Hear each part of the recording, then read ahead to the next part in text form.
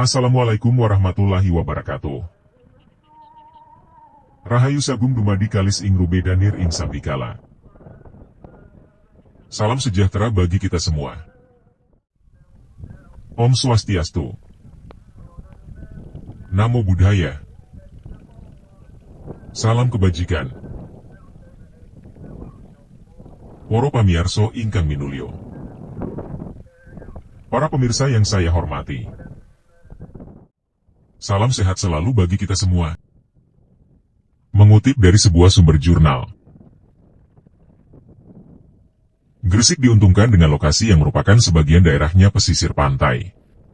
Hal ini menyebabkan Gresik dulunya terkenal dengan pelabuhannya yang ramai dan terkenal. Gresik dulunya memiliki pelabuhan yang aman dan luas, sehingga mampu menampung banyak kapal dan tempat dibuatnya kapal-kapal berukuran besar. Dari buku yang dibaca dikutip dari Dr. N.J.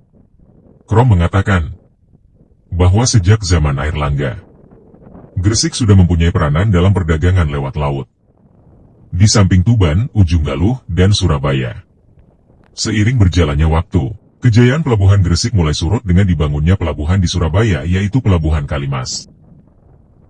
Dampak dari semakin sedikitnya kapal yang berhenti di Pelabuhan Gresik ini menyebabkan perekonomian masyarakat Gresik menurun. Hal ini membuat masyarakat Gresik beralih bekerja sebagai nelayan kecil sehari-harinya dan petani ikan bandeng. Sejarah tambak. Istilah tambak dipungut dari bahasa Jawa. Nambak atau membendung air dengan pematang.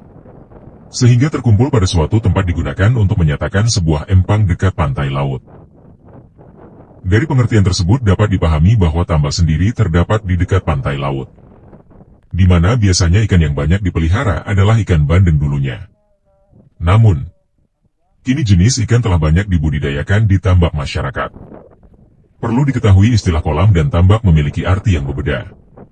Menurut Soeseno, jika tambak lebih menunjuk pada bendungan air di tepi pantai atau air payau, maka kolam lebih dikhususkan bagi petakan berpematang yang berisi air tawar di daerah pedalaman. Sayangnya, kini banyak masyarakat yang masih sering menyebut tambak sebagai kolam ikan.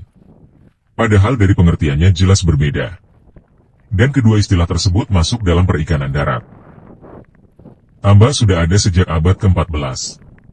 Digunakan sebagai wadah pemeliharaan bandeng. Tetapi tidak banyak mengalami perubahan dalam hal konstruksi dan rancang bangun. Perikanan di Gresik sendiri sudah lama dikenal. Jauh sebelum kekuasaan kolonial Belanda. Pada sekitar abad ke-14 Masehi, masa zaman kerajaan Majapahit, terdapat berita adanya patih tambak yang bertugas mengurus pertambakan, serta mengumpulkan upeti dari sesama rekan nelayan petambak. Berita ini diperoleh dari prasasti Karangbogem yang berangkat tahun 1387 Masehi.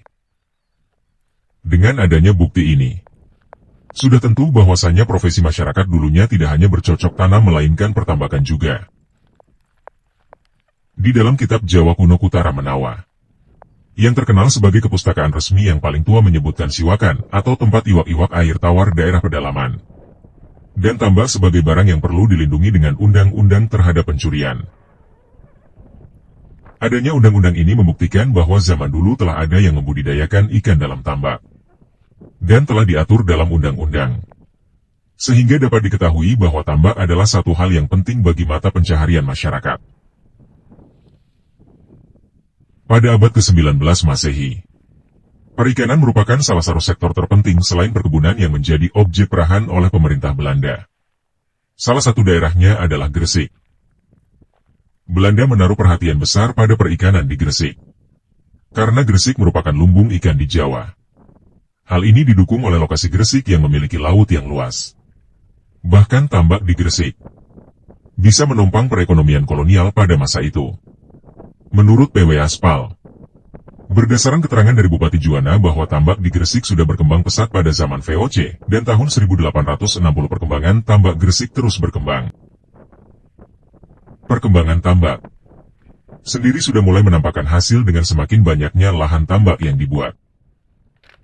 Sejarah perkembangan tambak Gresik juga tertulis dalam laporan penelitian P.W. Aspal pada abad ke-19 Masehi.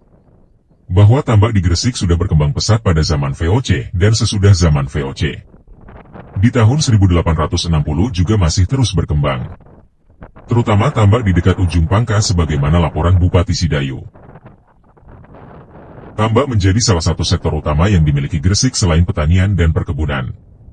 Sehingga tidak heran jika Belanda melakukan perluasan tambak di Gresik.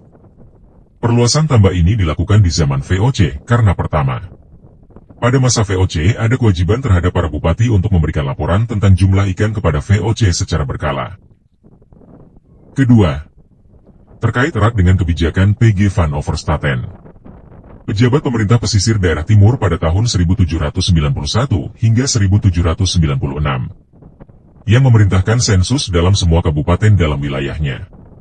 Pemerintah ini merupakan pertama kali terjadi, meliputi jumlah desa, ternak, pertanian, perkebunan, dan tentu pertambakan. Ketiga, berkaitan dengan tugas wajib penduduk di pantai untuk membuat garam. Oleh karena itu di musim kemarau penduduk membuat garam dan pada musim hujan tambak dimanfaatkan untuk ikan. Penduduk pantai akhirnya merasakan keuntungan yang besar dari kegiatan ini. Kemudian tambak diutamakan untuk memelihara ikan. Gresik sendiri memberikan sokongan dana besar kepada Belanda di sektor perikanan. Dari data yang didapat pada waktu itu yang ditulis oleh Spal, Gresik memiliki 15.399 bau. Sedangkan pada saat itu Keresidenan Surabaya memiliki luas tambak 35.211 bau. Jadi hampir separuh dari tambak di Keresidenan Surabaya terdapat di Gresik.